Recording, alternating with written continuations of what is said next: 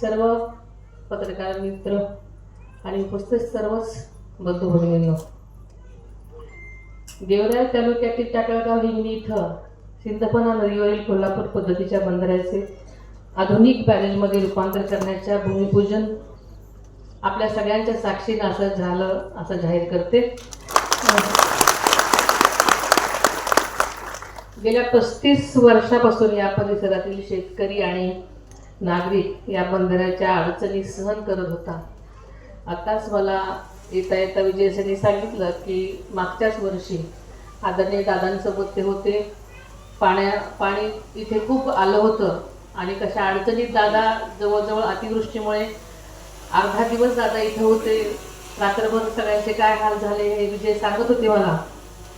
आणि अमरसिंहजींनी सांगितल्या नंतर आपल्याला माहितीच आहे की आदरणीय दादांनी मागच्याच वर्षी ते 7 बॅरेजसाठी आपल्या सगळ्यांना शब्द दिला होता आणि म्हणूनच आता या माझ्या भेटीच्या निमित्तानं आज या बॅरेजचं आपण भूमिपूजन केलेलं आहे। लवकरच त्याचं कामही पूर्ण होणार आहे असं मला आत्ताच अधीक्षकांनी सांगितलं।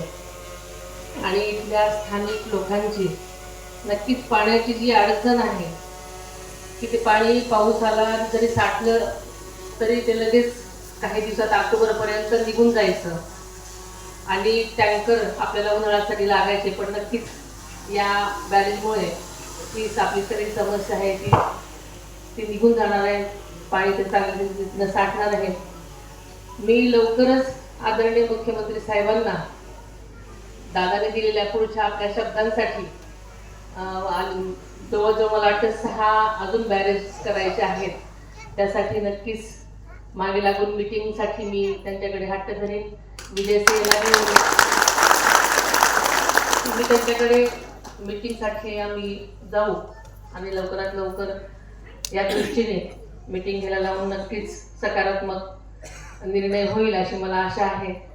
आणि दादांप्रमाणेच दादांनी जी आर्थिक शिस्त, पारदर्शकता आणि कामामध्ये सातत्य हे त्यांचं नेहमीच काम करण्याची पद्धत होती।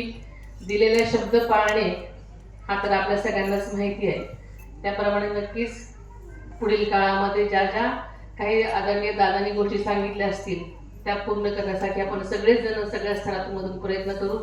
आपण सगळेजण या कार्यक्रमासाठी आलात आणि मला कुठलंही निमित्त असलं तरी तुम्ही आपण इथे मला बोलवलं त्याबद्दल मी आपल्या सगळ्यांचीच मनापासून आभार मानते।